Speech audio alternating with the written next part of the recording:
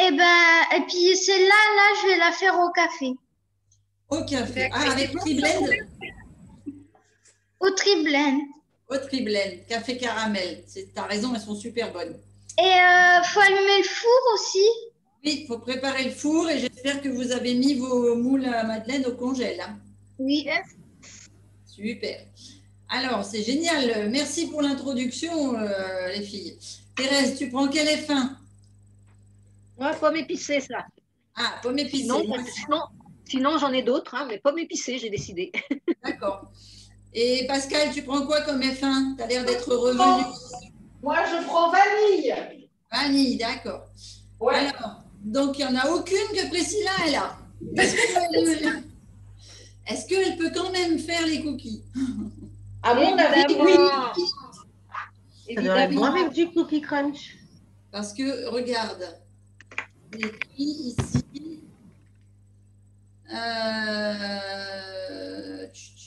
Normalement, il y a un petit astérix. Bon, là, attends, c'est pas là. On va repasser là. Ah oui, mais on n'est pas en partage d'écran. Donc, écran partagé.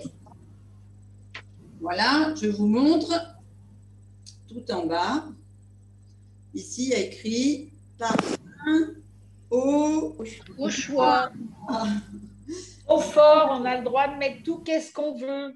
Voilà, différents parfums de Formule 1 au Triblend pour augmenter ton apport en protéines et en faire un atelier sain. Et on peut y mettre aussi des gouttes d'huiles essentielles, d'orange, de citron, on a dit de cannelle. Tu peux mettre un peu de rhum si tu veux. Ah ouais. On est d'accord qu'on ne met pas de sucre si on met de la Formule 1. Voilà, tu mets juste le sucre liquide à la fin. Le sucre d'érable ou de… Voilà. Et tu peux mettre aussi des zestes. Zeste d'orange, zeste de citron, pépites de chocolat. Alors, avec le Triblend café caramel, Jules, les pépites de chocolat, je ne t'explique pas. Et je vais t'expliquer, si je t'explique quand même. Oui. Qu'est-ce que tu as dans la main? J'ai de la poudre d'orange. Ouais. Alors, avec le café caramel, je ne suis pas convaincue. Ouais. Du chocolat? Ouais, c'est mieux les pépites de chocolat. Hein. Parce que orange, café, caramel, je ne suis pas convaincue. Mais c'est notre mamie Yolande qui est arrivée. Bonjour mamie. Coucou Mélie. Bonjour tout le monde. Alors, Jules, la recette, elle se fait de la même façon que les autres. Quand tu fais avec des pépites, sauf que tu vas voir, les pépites, on les met qu'à la fin. Alors, on est parti. On arrête le partage. Je prends le plein écran et on reviendra sur vos écrans chacun à la fin. Est-ce que tout le monde a bien les ingrédients? Est-ce que vous avez noté tout ce qu'il fallait? Oui. Oui. Super. Yes. Donc, on prend le blender, on prend une balance. Et donc, vous imaginez bien que j'ai des gourmands à la maison, donc je vais doubler la recette. On va descendre. Voilà. Et donc, je vais mettre d'abord ma farine, 2 petites épeautres. Alors, je vais faire un mélange épeautre riz. Alors, je vais mettre 50 de chaque. Non, je ne vais pas mettre 50 de chaque. Je dis des bêtises parce que je vais utiliser la F1. Je vais mettre 50 g de F1 pour 50 g de farine. Donc, 25 g. C'est 25 et 25. Voilà, de farine d'épeautre.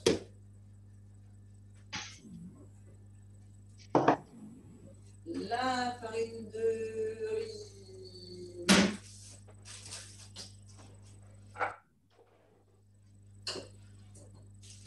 Là. 25 grammes. Pour arriver à 50. Moi, je mets pommes épicées. 25 grammes et 25 grammes, donc ça fait 50 grammes. J'arrive à 50 grammes pour avoir doublé la recette. D'accord? 100 grammes de farine, de produits secs. Je vais y ajouter ma fécule de maïs, sauf que moi, je ne prends pas la fécule de maïs. Je fais des madeleines riches en protéines. Donc, j'utilise la formule 3 qui fait office de fécule. Par exemple, si vous voulez faire ça vous arrive de temps en temps de faire des sauces béchamel? Oui. Oui. Vous savez que vous pouvez utiliser la formule 1 champignon. Et si vous la voulez un peu plus épaisse, eh bien, vous pouvez utiliser, pour faire par exemple un appareil à quiche, vous pouvez utiliser Life 3. Christine, Yes, moi je mets de la F3. c'est bien mon cœur. Alors, tu fais 50 grammes les farines et le Life 1? 25-25.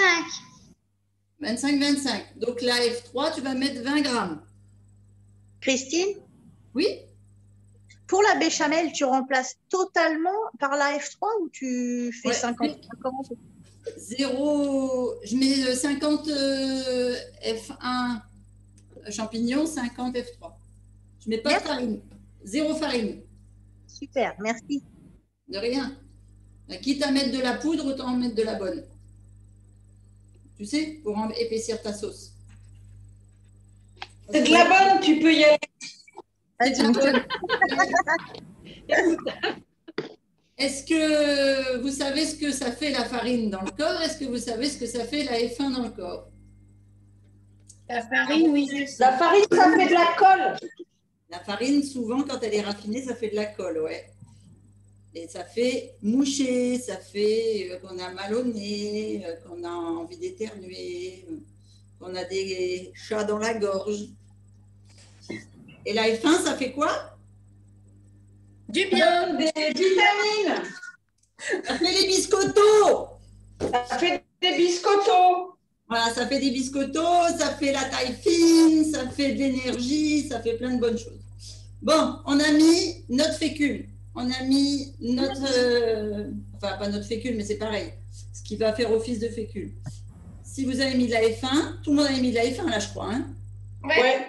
Ok. Donc, il n'y a pas besoin de mettre de sucre. Ensuite, on met une cuillère à café. Alors, si vous préférez et que vous avez que de la levure, vous mettez un demi-sachet de levure. Si vous avez du bicarbonate de soude, alimentaire, hein, d'accord? Pas pour déboucher les éviers. Hein. Non, mais je précise parce que j'ai vu en recette du bicarbonate pour déboucher les éviers dans l'alimentation. C'est pas terrible au goût et ça fait mal à l'estomac. Ah bah ça va déboucher aussi. Hein. Ça débouche aussi, ouais. Donc, une cuillère à café pour 50 grammes d'éléments type farine ou F1. Donc là, 2 cuillères à café pour moi. Qu'est-ce que tu veux dire quelque chose, Thérèse? Non, tu as mis un quart de cuillère à café de bicarbonate. Oui, c'est vrai. Bon, si tu veux des grosses madeleines, tu mets un peu plus. Merci. Il y avait combien de fécule de maïs là, pommes de terre? 1 gramme. 20 grammes, ok, merci. Voilà. Et là, moi, de ce fait-là, je mets 2 cuillères à café de vinaigre de cidre. Ah, il y a quelqu'un qui sait ce que c'est? Qu'est-ce que j'ai dans le fond de ma bouteille là? Je ne sais pas si vous voyez. Ah, on la voit pas bien. Ah si, peut-être en dessous. Mais Oui.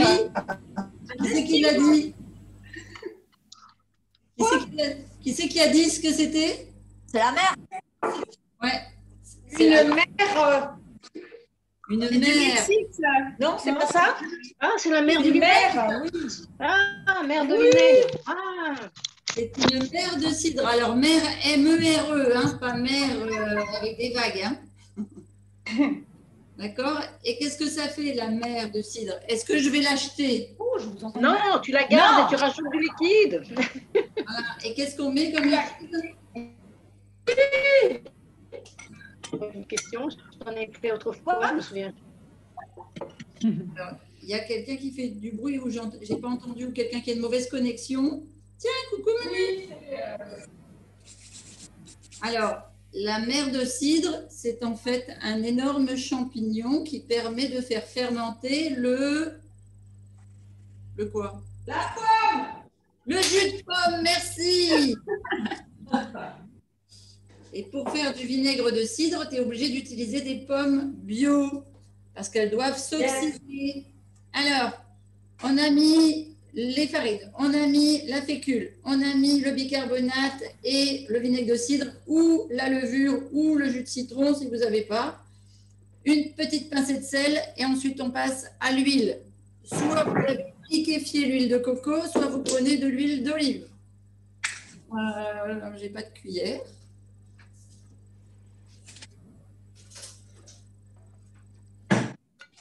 Et là, on en met combien? Parce que du coup, j'ai liquéfié 3 cuillères à soupe d'huile de coco, mais ça fait beaucoup. Ça fait beaucoup. Tu les as fait bomber?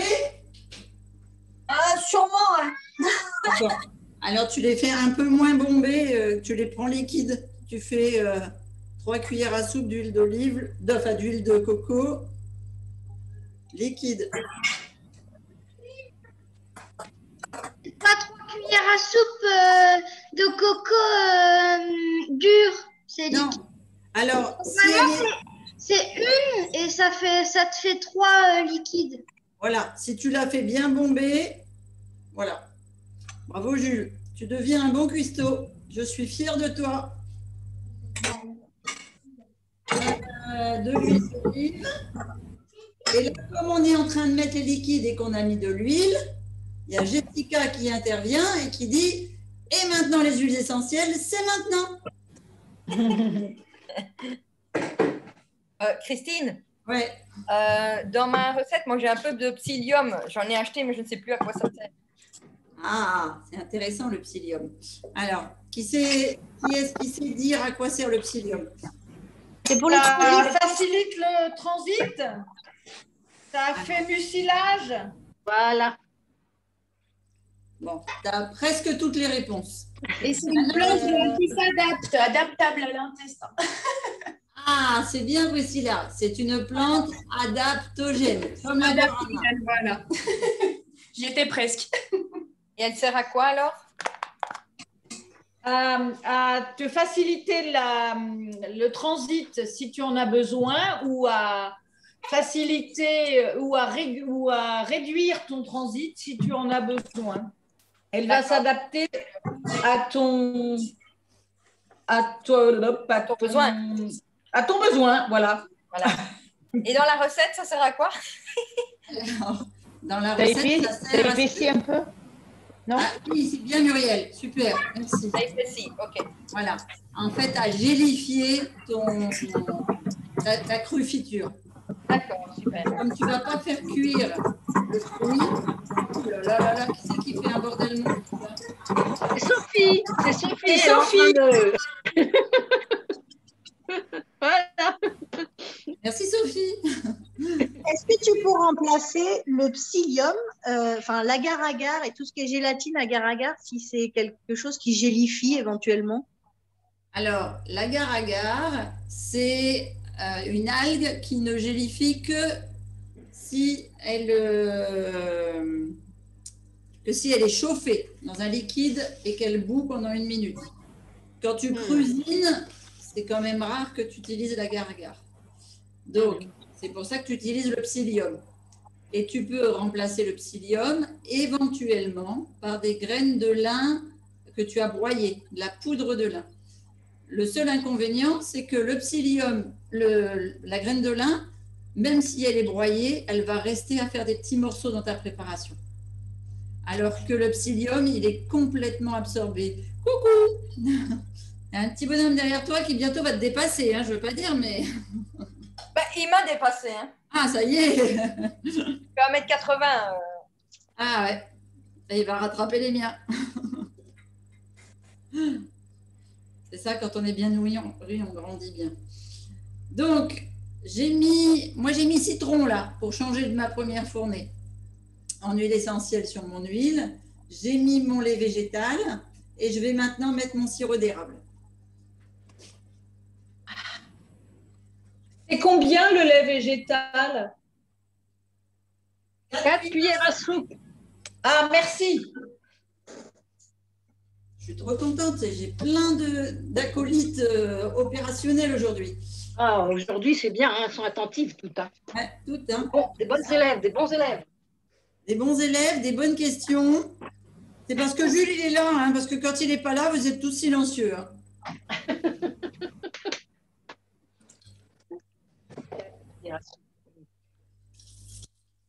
Est-ce que vous connaissez le jus de curcuma? Le jus, non.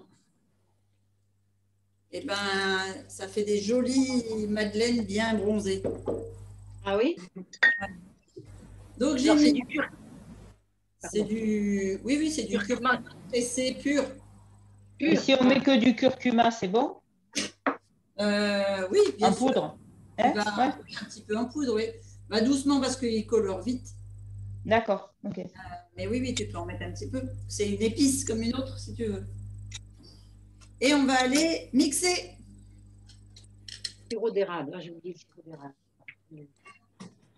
Alors, j'ai fait une fournée où j'avais mis de la fleur d'oranger, une fournée où j'ai mis de la cannelle. Christine, Yes. moi, je mélange à la main. Ah bah tu peux, oui, au fouet. Si tu manges la Formule 1, tu as des bons biscottos, tu peux y aller. Tu vois, je ne dois pas assez en manger. Ça me fait rire. Je te fais rire? Comment ça se fait que je te fais rire?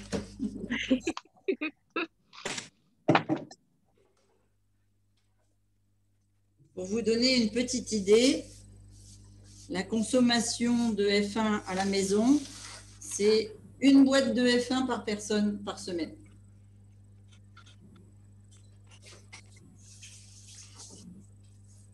Oui, quand même. Christine, Oui? c'est bien comme ça? Attends, t'es où? Je vais rouvrir l'écran, attends. Choc. Affichage, tout le monde. Allez, vas-y, montre-moi. Oui, ça fait un beau sirop. Elle est même un peu épaisse. Un tout petit peu, tu pourrais la liquéfier avec une goutte d'eau. Ok. Non, pas d'eau, de lait, de lait, de lait. Mettons lait d'amande. Je peux changer le sirop d'érable avec du miel ou pas? Oui, Oui. On garde les mêmes quantités du coup? tout à fait.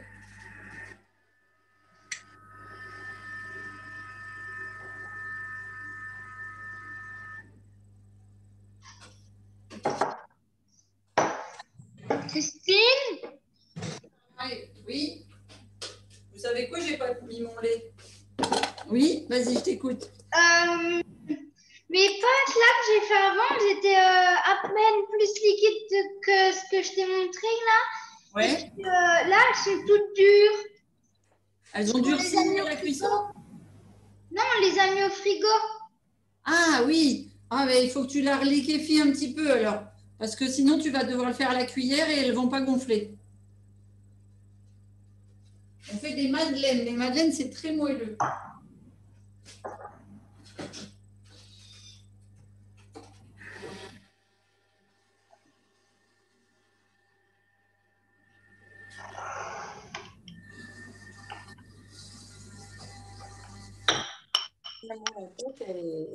Alors, j'arrive. Hein. Donc si c'est trop épais, tu nous as dit on met du lait, hein, c'est ça? Oui, tu rajoutes du lait. Alors, quand on utilise l'huile de coco, ça peut arriver que ce soit pas assez liquide parce que l'huile de coco a tendance à figer sur les ingrédients froids.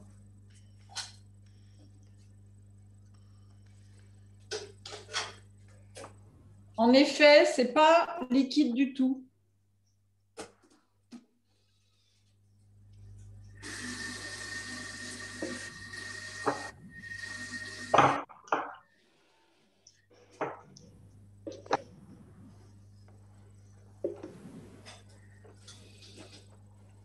Je vais mettre un peu de rhum.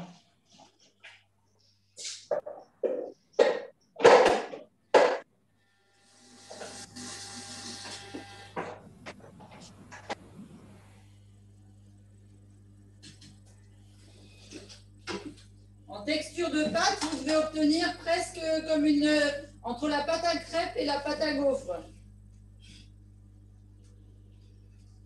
Ah, mais oui, je ne comprenais pas pourquoi ma pâte était épaisse, mais j'ai mis le double et j'ai pas mis le double en huile et en lait.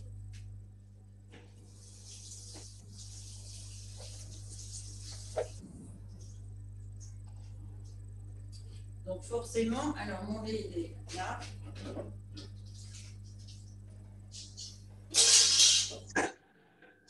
Et on passe un peu d'alcool.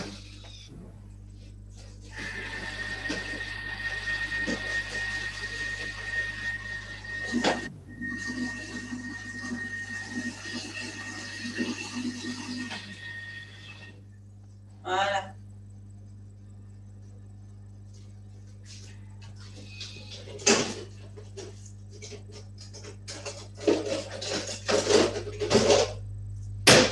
Hop. Je vais vous montrer ce que ça donne. Ça donne ça.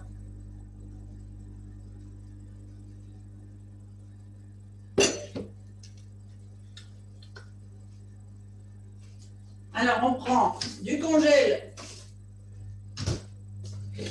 On sort ses moules.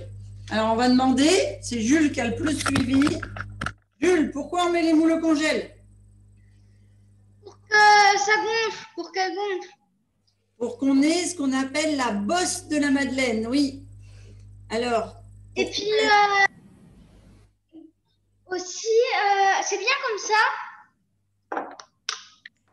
Montre-moi. La pâte. Ouais, elle a l'air mieux. Oui, elle a l'air bien. On va voir la mienne. Alors, attends, je vais remettre plein écran, comme ça tu verras mieux. Hop, en évidence. Donc, on part sur un moule congelé. Vous voyez, il est tout plein de cristaux. Parce que vous allez faire ce qu'on appelle un choc thermique. Vous allez mettre un moule congelé avec une pâte à température ambiante, mais dans un four chaud. Vous avez vu qu'il faut chauffer à 200 et cuire à 160. Oui.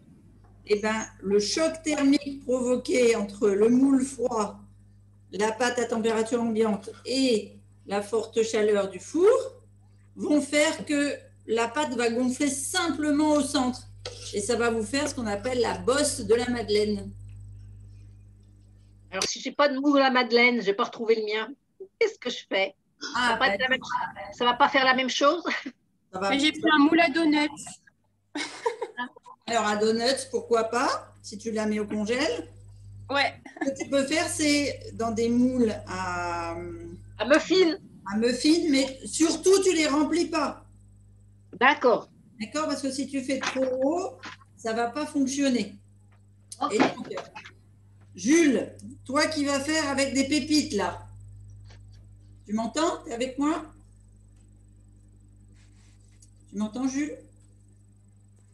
J'ai perdu Jules? Oui. Ah, j'ai cru que tu t'avais perdu. Donc, les pépites de chocolat, elles se mettent maintenant. D'accord? Une fois que la pâte, elle est mise dans ton moule. Et là, au four. Et là, hop, tu attends 12 minutes et ça sort. Et on baisse le four aussi, hein? Oui, oui, bah oui, je l'ai dit juste avant, mais tu as raison de le rappeler. On baisse le four. Alors maintenant, j'ai une question. Est-ce que vous savez pourquoi on dit la Madeleine de Proust? Oui. Qui c'est? Parce qu'il fabriquait des madeleines? Non, il se rappelait les madeleines que lui faisait sa grand-mère, je crois. Oui. Le goût, l'odeur lui est revenue. C'est des souvenirs qui remontaient. Voilà. En fait, Proust, c'est un écrivain. Christine? Oui. On les remplit jusqu'au-dessus ou pas les moules? Non, regarde, juste en dessous du trait, pour pas que ça déborde. D'accord? Ok. Et alors, regardez. Ça fait des jolies madeleines. Donc, regarde, celle-ci, c'est celle que j'ai fait café caramel. Tu as vu ce que ça donne? Ça fait tout marron foncé. Et je vais te montrer ce que je vais en faire. Donc, pour la petite histoire, Proust a écrit des livres. Hop là. À la recherche du temps perdu. Voilà, exactement. Et en fait, avec plein de tomes. Et dans le premier tome, il décrit comment le souvenir d'un rituel de son enfance a ressurgi en trempant une madeleine dans du thé. Tout à fait. Voilà.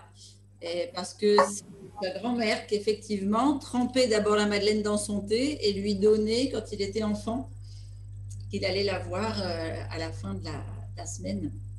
Et donc, c'est comme ça qu'il reconstitue le passé, en refaisant les... Donc, si on lit bien les œuvres, en fait, au début, il parle d'un morceau de pain grillé avec de la confiture. Oui, parce que voilà, il paraît que ce serait plutôt ça.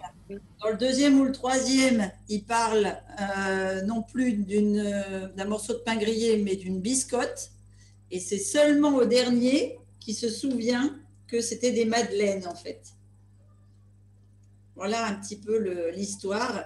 Et c'est pour ça qu'on parle de la théorie proustienne de la mémoire, où on fait la distinction entre la mémoire volontaire et qui restitue le passé, en fait, et la mémoire involontaire, qui permet de revivre le passé, de se réapproprier le passé en ayant une dimension autre, c'est-à-dire le goût, l'odeur, le toucher des fois. Et ça, c'est normal, Christine, c'est parce que juste ici, à notre nez, ici au-dessus, on a le nerf olfactif qui est directement relié au cerveau limbique, qui va lui enregistrer, associer des odeurs avec des événements en mémoire. Yes, tout à fait. Et c'est pour ça que quand on fait de la PNL, de la programmation neuro-linguistique, et là, je vais faire un petit clin d'œil à Priscilla, puisqu'on en a parlé ce matin. Quand on fait de la programmation neurolinguistique, eh bien, on prend un souvenir qui parfois est douloureux pour le basculer pour changer en fait cette mémoire et aider les gens à passer outre des moments difficiles. Et c'est très utile dans la perte de poids parce que souvent, on prend du poids suite à un choc émotionnel. D'accord. Voilà. Donc, ce que Jules, Alexis et Laura sont en train de construire avec les recettes du mercredi, ce sont des bons souvenirs d'enfance qui vont faire toute leur connexion d'adultes. C'est très important de cuisiner avec les enfants parce que ça crée des sens, une liaison entre la fabrication, l'olfactif, etc., etc. Quoi que tu nous fais maintenant? C'est quoi que tu nous fais? Alors, les madeleines qui sont cuites, d'accord? Du chocolat? C'est des madeleines café caramel. Ok. D'accord, donc je les ai démoulées. Et là, ça, c'est juste du cacao cru fondu. Et donc, je vais effectivement, entre guillemets, peindre mes madeleines d'une couche de cacao. Comme ça, quand on va croquer dedans, on aura et le goût du café caramel et le croquant du cacao qui aura durci. Mais Christine? Ouais. Déjà, on les met dans quoi les pépites de chocolat? Alors, une fois que tu as rempli ton moule avec ta pâte. Mais quelle pâte? Ben, c'est le café caramel, là. Ok. Eh bien, tu mets… Tu les mets dessus ou dedans? Alors, regarde, tu vois, quand tu as ton moule… Attends, je vais remettre au frigo. Non, qu'est-ce que j'en ai mis là? Quand tu as ton moule que tu as rempli, eh bien, tu mets quelques pépites dedans, là. Comme ça va retomber dedans. Et quand tu vas démouler, eh bien, ici, tu vas avoir des pépites de chocolat fondu. Ok. Et je peux te garantir que le chocolat avec le goût du café…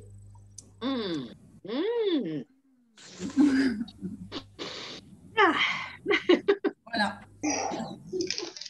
Et ce matin, on m'a dit, non mais moi, je ne veux pas être dans l'excès des véganes, végétaliens, je ne sais plus comment elle a dit, parce que j'aime bien manger. Ah oui. Me faire plaisir. Elle ne connaît pas tout alors. Ben non, elle ne connaissait pas du tout. C'était une première rencontre. Ah oui. Voilà. Et on demande. Idées reçues. Idées reçues. Mais de toute façon, moi, il y en a énormément qui ont ces idées-là. Mais bien sûr.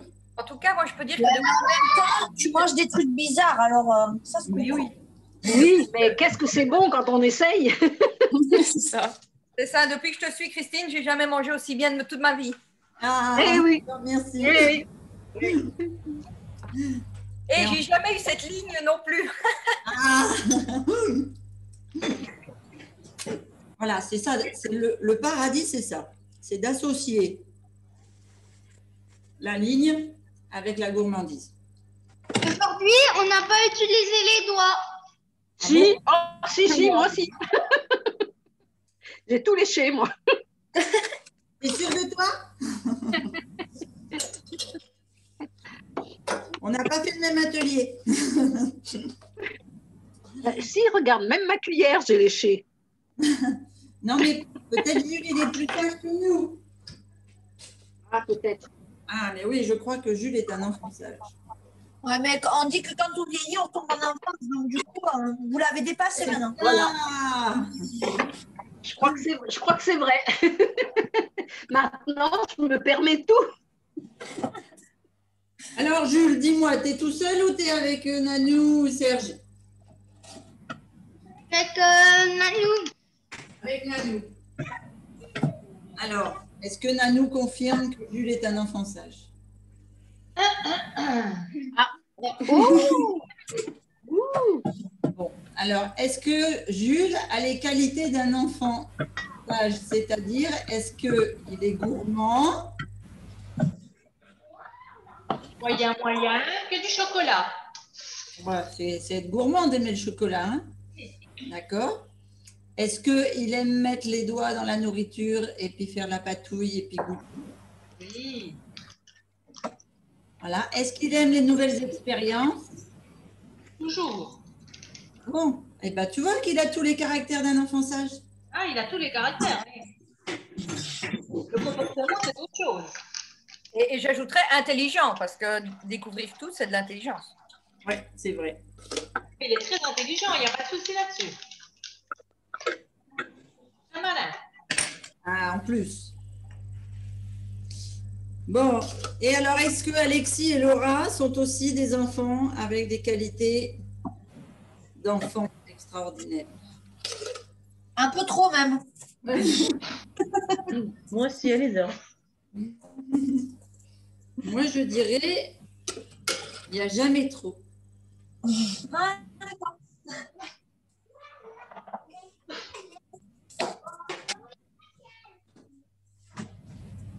Jamais trop. Ben voilà, on a fini notre atelier. Ou vous avez des questions? J'arrive. Oh, voilà le mien. Regardez qu'ils sont jolis, c'est Madeleine.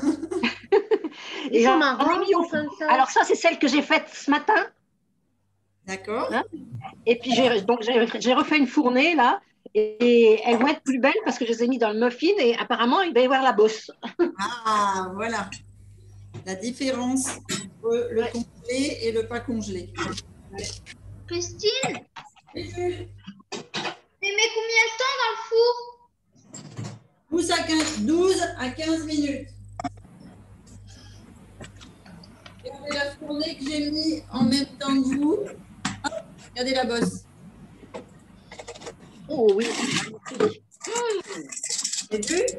Et donc là, elle est Magnifique. blanche. Donc je vais la laisser cuire encore un peu pour qu'elle soit brune.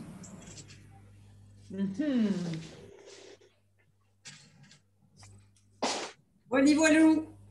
Oui, c'est joli, Jules. Oh, bah alors, il y a de quoi se régaler. Mamie, là, je crois que tu vas être invitée.